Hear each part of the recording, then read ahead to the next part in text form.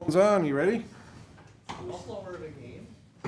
Yeah. Okay, we'll call to order the EDA meeting here at City Hall, Thursday, August 1st, 2024. Thanks everyone for coming. Would you please call the roll? Bevins. Here. Beezer. Here. Grisula. Here. Johnson. Here. Kirsch. O'Day. Here. Sandy. Yeager. Here. Okay, thank you very much. First item is our agenda. Do we have anybody who would have any input on whether our agenda is good to go? Would like some changes? Move to approve, Johnson. We got a motion. Second. We got a motion and a second. Is there any discussion? Hearing none. All those in favor signify by saying aye. Aye. Opposed, same sign. All right, our agenda is approved. The first item here on today's agenda is our consent calendar. Notice to the public that all matters are considered routine by the board and will be enacted upon one motion. There's no separate discussion on these items unless good cause is shown prior to the time the board votes on the motion to be adopted. This includes 4A, approval of the minutes, financial report, Swanson Hascamp report, DDBC report, and the Visit Brainerd report. Anybody have any reason why we shouldn't move on the consent calendar? I just have one Yeah, question on the financial report. Okay. Oh, can I Yeah, ask? go for it. Okay, I Yep. didn't know Sorry, if I could yes. ask. On the financial report, there is a payment to Baker Tilly. Can you tell me who that is and what it's for? Baker Tilly is our financial advisor, so they're basically, but they've been working on the VCV lot sale. Okay, that makes sense to me then. Move to adopt. We have a motion to adopt the Second, consent calendar Johnson. and a second. Do we have any discussion? All right, hearing none, please call the roll. Bevins. Yes. Beezer. Yes. Grisula. Yes. Johnson. Yes. O'Day. Yep. Yeager. Yes, all right, consent calendar is approved. And we'll go right into item number 5. This is our unfinished business. This is an update on the VCV Industrial Park property. Please, Mr. Kramvik. Yes, thank you, Mr. Chair. So this is just an update and potential action from the EDA. So the EDA considered VCV's request at their June 26th special meeting for an amendment to the PDA to extend the construction commencement deadline, revise the minimum improvements for 1918 TC Drive, and noted the transfer of outstanding membership interests of the developer to Ain Ching. The EDA did deny that request at that meeting, and since the City Council has denied the interim use permit for outdoor storage, so at this time, staff was directed to send the letter stating that they had failed to meet the start of the minimum improvements within a certain amount of time. There are a couple of provisions within the purchase and development agreement that can happen after 30 days. I included those in the packet. One would be to potentially suspend the performance under the agreement until it receives assurances that the deadline, or that the defaulting party will cure its default and continue its performance under the agreement. When I spoke to the attorney who drafted the PDA, the takeback of land could not happen until after 90 days. So there would be an option to suspend. We have scheduled a workshop with the EDA as well as attendance from the BPU Commission and council members to discuss another option from VCV. They are interested in building a building on the lot, but certainly we need an extension from the BPU Commission to do that, as well as approval from the EDA. So at this time, staff is recommending to take no action on this, as we're still working with VCV for a potential remedy on this. Certainly can answer any questions from the EDA. Thank you, Mr. Kramvik. Does anyone have any questions for James? Any other questions? Right. One question. Yeah, please. Have we had any interest from other parties in the property? No interest. Okay. That's all. Anything else? All right, keep in mind we have a workshop coming up, which I'm sure will cultivate plenty of dialogue that will be useful for anyone who, as we move forward with this, continuing forward. But James is asking for really no action today, so unless anybody has anything, we'll move on. Okay, very good. We're going to move on to item 5B. This is the update on the facade improvement grant program. James, or are we going right to Tyler? What, James? Yeah, I'll take it. All right, whoever. Yeah, thank you, Mr. Chair. There we go. So at the April 4th EDA meeting, the board reviewed staff's recommendation for an exterior improvement grant program in which the EDA would allocate up to $20,000 per calendar year to fund eligible projects. Again, that was a 50% match, as many projects as possible within that $20,000. The EDA also recommended that Bladec would administer it.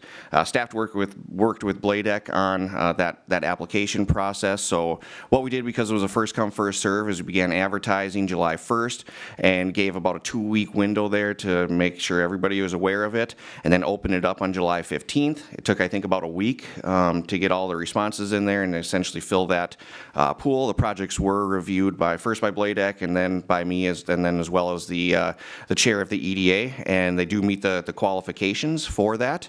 So I did list the projects on there. The last project, which was Rage Holdings LLC, 1109 Oak Street. They're looking to do an awning across the entire facade. This is a mixed-use building. This was the fifth project, and what they were asking for would exceed the allocation by $534. So there's an option to add an additional $534 if the EDA wishes to fully fund every single project, or essentially would just take the $534 off of that last project. And with that, I can answer any questions. Excellent. Thank you, Mr. Kramvik. Tyler, do you have anything to add at this time? Yeah, no, the nice thing about this, we kept it open a week. So we had the perfect amount of applicants, obviously, in week 1. When we did close it, we've received, I think, 4 additional inquiries about funding and whether or not the EDA would potentially open up another grant opportunity in the future. So we've been just sharing that, kind of the plans of what the EDA was going to do with their money, looking at potentially a loan option moving forward. But yeah, good quality projects. Really not a lot of, discussion I don't think really needed to be had with regards to the ones that did get brought forward. Again, all good projects. The applications were filled and done completely, and so it was good from our standpoint. Moved quickly. Thank you.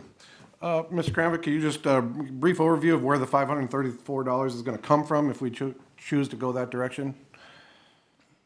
So Oh, Connie, sorry. Yep. Okay, so the budget for 2024, we had revenues exceeding expenditures, so it could that's where the $20,000 came from. The $534 could come there as well. Awesome. Anybody have any questions for staff? Yes, please. I think you might have answered it already, Tyler, but so in that week, these 5 applicants were the only applicants? There weren't an excess number of applicants? Correct. There was not. Yep. So I was just wondering, for the future, it seems like that worked pretty well. I'm happy that it was spread out in different parts of the city. It wasn't all just downtown or just on one street or anything like that. So I'm happy with the projects that we came out with. Do we want to, in the future, if this becomes more popular, or we get an excess number of applicants, do we want to have some type of rating system or some type of subcommittee for next year? Or do we want to just do this again since it worked as well as it did?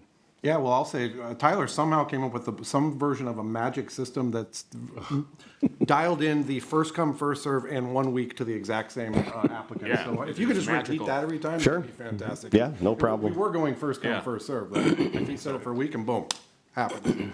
Yeah, I mean, I'm happy with just keeping it the way it was, as long as it happens exactly the same way again next year.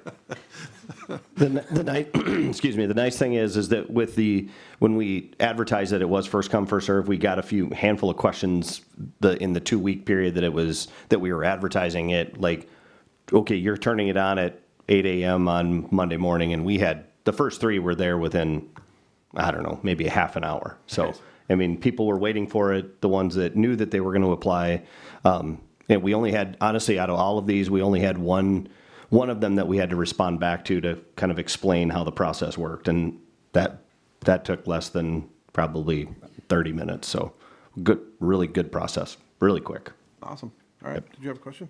Yeah, what was the timeline again for them to complete the project? And then what were there reporting requirements, or how are we following up to see the progress on Yep, all of that is in the letter that we'll send out today after this meeting, identifying, and it was in the grant requirements, what was required by the applicants. And then they have 12 months with a possible extension of an additional 6 months to complete their projects. Funding won't go out until the project is completed and they've paid for all of it, then they can request their funds. So we'll hold the money until they're done. Thank you. Any other questions? Yeah, please. Pearl Swan LLC, what type of economic activity are they engaged in? So they're, from my conversations, they're looking to open a business under that one. So it's I'm not exactly sure what business it's going to be. I'm aware of the building, but I mean, we're the Economic Development Authority. We're developing an economic base.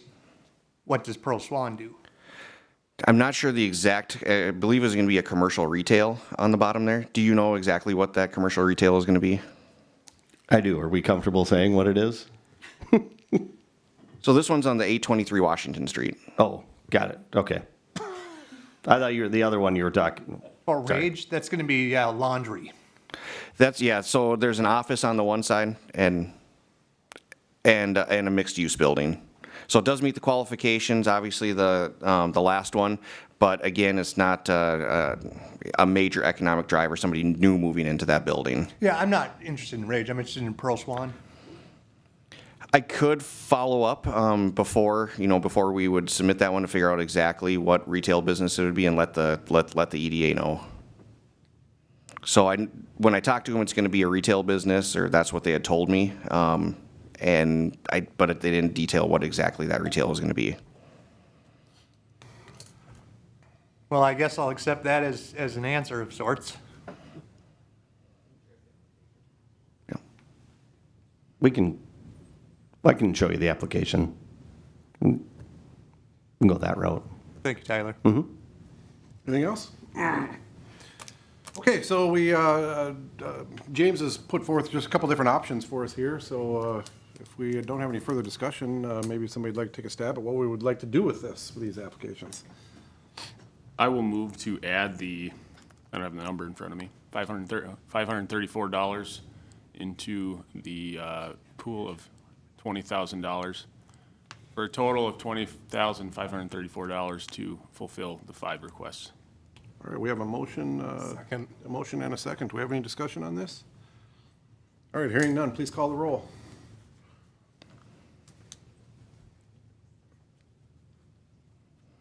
Bevins. No.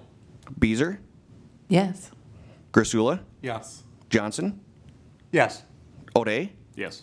Yeager. Yes. All right, motion carries, and they'll be notified. We'll be moving forward with this. Everyone take it from here, all right? I know I showed up late, but do I get to vote on it or? Can't have it? Oh, so sorry, yeah, we probably, Sorry. And Kirsch. Sorry about that. Yes. all right. Motion still carries, so. All right, thank you very much. We'll move on to our next item here. This is our new business. This is the consideration of our marketing strategy for the industrial park properties. Are you going to start, James? Or, all right, we'll just have Jennifer come on up. Thank you. Now walk us through what you got. Good morning, everyone. It's nice to see you. So James reached out to me about a week and a half ago to talk a little bit about the marketing of the industrial properties. Obviously, we're primarily talking about the TC Industrial Park. And then also, I think Wright Street was originally possibly also involved in this or not? No, just TC. So a few years ago, I think the EDA had established this incentive program for marketing the industrial park at $1 an acre. And during that process, essentially a business would have to come in, make an application, and demonstrate what type of business they were going to put there, how many employees they were going to have, et cetera. And in exchange, if they actually developed it, then you would sell the land for $1 an acre, which is clearly below market value. That incentive program was approved for about 4 years, and it expired in November of last year. So right now, we're just at sort of the place of it's at market rate. We don't have that active incentive in place at the moment. So the question is whether or not we want to extend it or renew it in terms of putting that out there to try to encourage business owners to to possibly relocate or build a new building there, put their business there. And so from that perspective, the first question obviously to you all is, do we want to try to extend that incentive program? If the answer is that we do, it really does qualify under the business subsidy part of statute, if you will. So what ends up happening is we actually have to create and then what public benefit are we getting out of it? What are sort of the metrics or the thresholds that business then needs to demonstrate that in exchange they get the land for $1 an acre. And so from that perspective, we would have to come up with what those are. There were some of those things incorporated in your prior effort, if you will. The interesting part is it really wasn't publicized where I can find it in any way, and I'm looking at Tyler because he did manage to get me the application form from your previous effort. But in terms of marketing, it wasn't out there. Folks didn't know that it was something that was actually available. And part of the issue is obviously if you're a potential business owner, buyer, et cetera, you need to know about those things if you want to be encouraged to do it. So in your packet, I also included an example from, I think it was the city of Sandstone, very similar program where they have the $1 an acre. What exactly sort of those incentive, if you want it for that, what you have to do and what you have to demonstrate in order to accomplish the $1 an acre. Using it truly as a way of then marketing it. So obviously when we're marketing it on the camp side of making sure that folks know that that is available to them if they so choose to exercise it. So obviously businesses that didn't meet that criteria would be still looking at purchasing it at market rate. Likewise, if they didn't perform based on whatever your criteria are, then they would actually be on the hook for paying you back at what the market rate was. So it's kind of a double duty. If you don't want it from the beginning, you're at market rate. If you do try it, attempt it, and you're unsuccessful in meeting those metrics, then there's a way to pay back portions of it based on whatever you didn't accomplish. So in a nutshell, the first question is, do you want to do it and re-extend it? I'm gonna have to get water in just a second. For it. I'm so sorry. Thank you. Oh, I'm just all choked up. It's such a good program.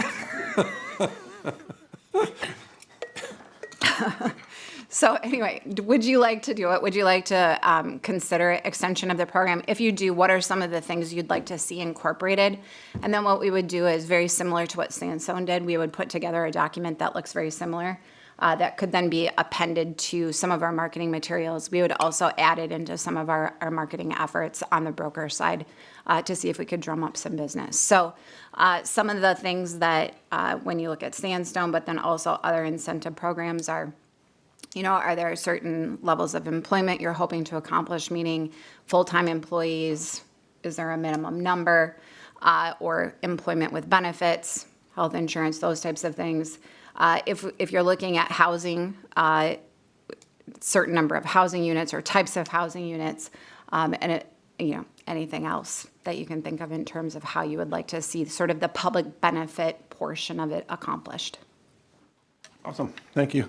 Anybody have any questions for Jennifer? I just have one quick question.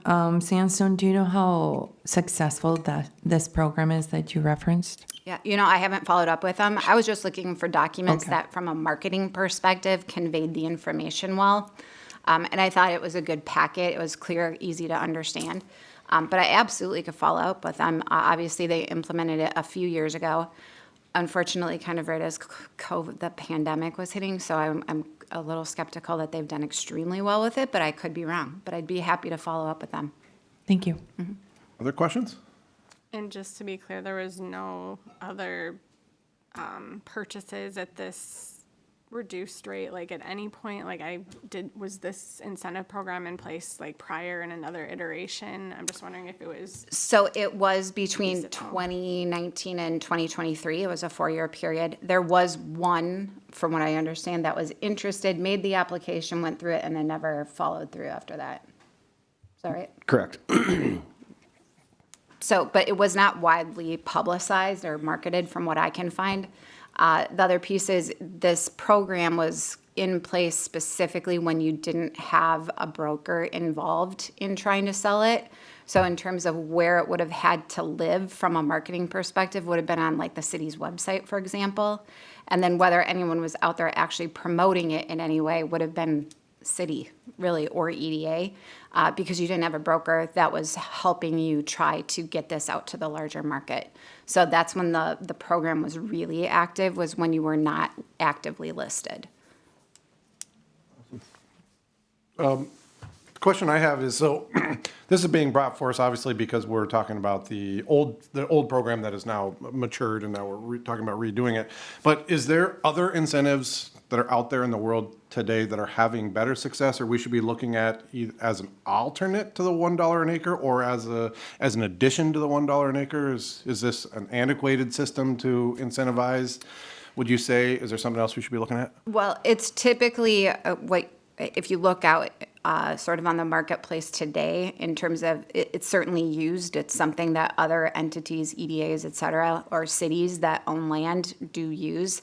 It's usually in combination with other things such as TIF, waiving of whack and stack fees, any sort of things that from, waiving of application and permit fees, those types of things. So it's usually this but it's not also just always used, because obviously it does come with sort of a monitoring and tracking component of it that if you just waive whack and stack fees, you're not monitoring that, for compliance 5 years from now. This does have that monitoring component because you are basically giving a business subsidy to someone. So in terms of the city, it has to check to make sure that it used those dollars appropriately. And if it didn't, then you have to, you have recourse. So from that perspective, it's more complicated, requires more from staff, requires more from an administration perspective. And so that's likely why it's not used as frequently, because it does have sort of those pieces that you have to follow up on with whatever that term is. Gotcha, understood. Any other questions? Yeah. I'm curious who the one applicant was, because I can think of 3 right now. The one that went through the process and filled out the application, paid the fee that was required to move forward, for the city to move forward with the business subsidy agreement, was Anderson Brothers. Okay. So And the shrimp factory and the auto salvage yard, they didn't They didn't go through the process complete all of that paperwork? completing the application yet, because it requires, and Connie knows this, it requires the $10,000 down payment to cover costs, anything not used of that $10,000 through the process. If they cease to exist, then was refunded back to the company. But we could go into a lot of details as to why they didn't finish it, but they were the only one to go through that process. And the nice thing about the business subsidy agreement is, as Jennifer stated, there is language in there. There's a clawback agreement inside there. So if they don't meet the requirements that this body would lay out for this type of sale, then the city has legal recourse to pull the property back. Right, that's what we have with VCV. Now it's stuck being a crypto farm. So, but there was interest in it at the time. It was just only one went as far as to complete the application. So the other 2 chose to just pay market value for the land that we're talking about here, and not go the $1 route. They chose to pay. They didn't choose to do anything. Okay, understood. Okay, got it. I thought you were talking about the Lex that was already built out there. Okay, got it. And the interesting thing is you guys remember when going through this with VCV and CLOW at the time, the $1 an acre was on the table. It was they had the option to choose to go down that road.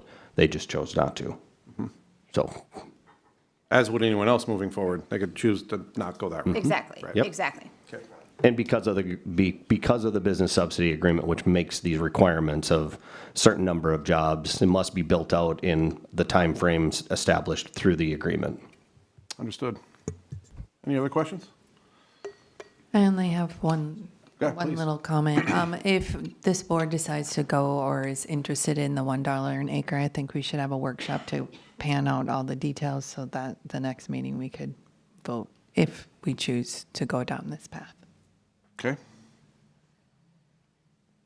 Yeah. I don't have questions either, but I have a comment. So I think going down this route, I think we should have it on the table, but I think we should set the bar moderately high, not super high. but it should be set up for the things that we really want there. Like I think of Lexington, I think of Revolve, I think of some of the other businesses we have in the area, in Baxter Industrial Park, manufacturing basically. I don't know what the number of jobs should be set at. I think we should look at some of those and see what they are. Maybe it would be a case-by-case basis on some of that, but because sometimes you'll have a high number of jobs paying less, sometimes you'll have slightly fewer jobs paying quite a bit more. So I don't know if you set that number to a specific number of jobs. But yeah, I wouldn't mind doing a workshop, because I think we could do some research on, you know, kind of what we have here between Brainerd and Baxter and the outer area, and what we don't have, what we're looking for to put in there. But even things like FedEx, but I don't know if you add another FedEx type of business, because we don't want to have competitors come in right next to each other. But yeah, I don't know if we have the exact answer of what we want there. But if somebody's going to pay, you know, market price for those properties, for certain ones of those properties, we should keep it open to what we talked about before too, which would be some mix of housing in there too.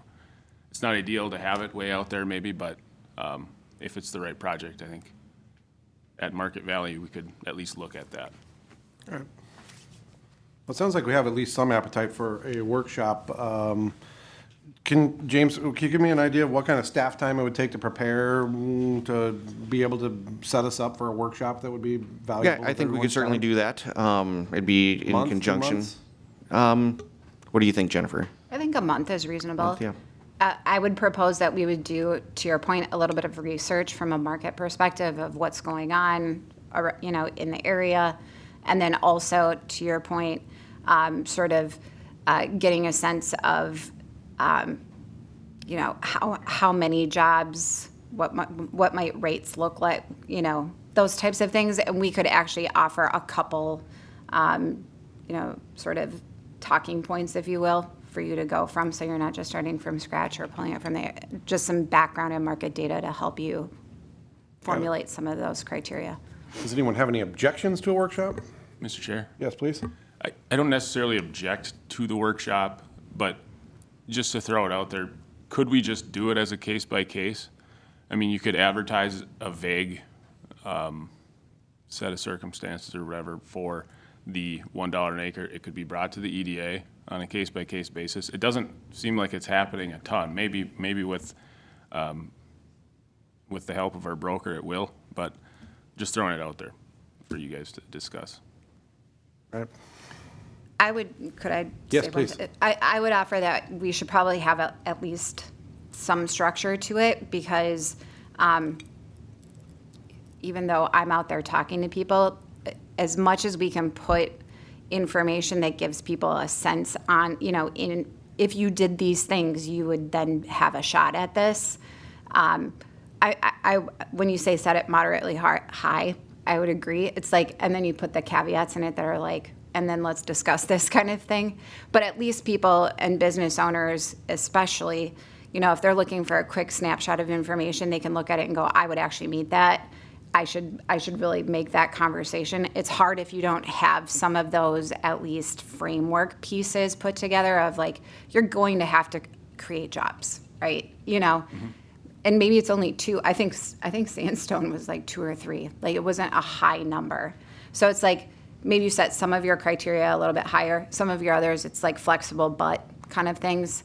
But having some structure around it would help from a marketing perspective, especially because I'm not necessarily talking to every single person. So something that we could pump out there that would be available, so that business owners could get a sense of like, I would qualify for this or I wouldn't. Yeah, understood.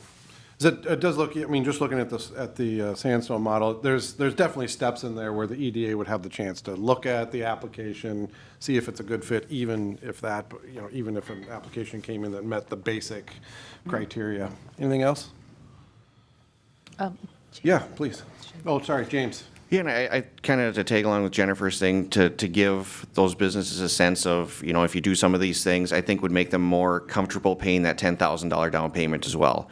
I know that was, you know, with the other couple businesses, that was kind of the roadblock from them, applying, but if they knew kind of some of the parameters the EDA was looking for, I think that they'd be more comfortable with that $10,000 down payment.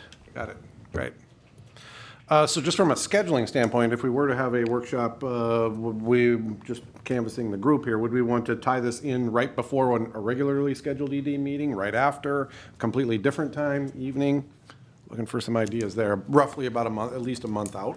I think it could be done at the next EDA meeting. That's what I was gonna I ask, is really if do. this I is think something if- we could just if use as a staff discussion item. Put a template together and we like this, we don't like that, I think we could do it. Will the next EDA meeting be in a month or 2 months? 2 months.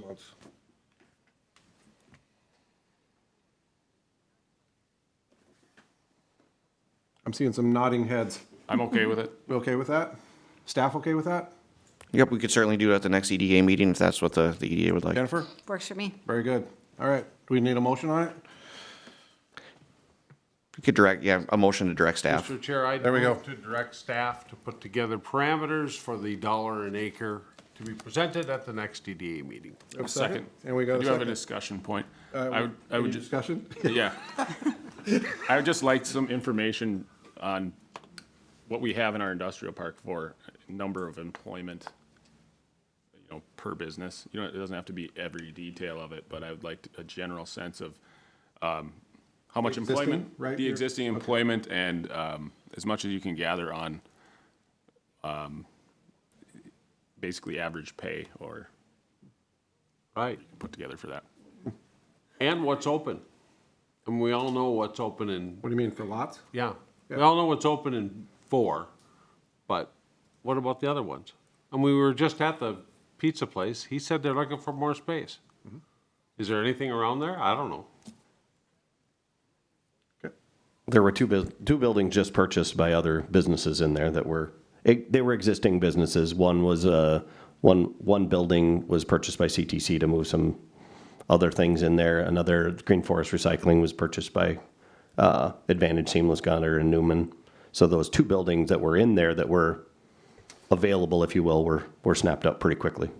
So I don't know what other buildings are available in there, but by the next EDA meeting, we Is will. there any vacant lots?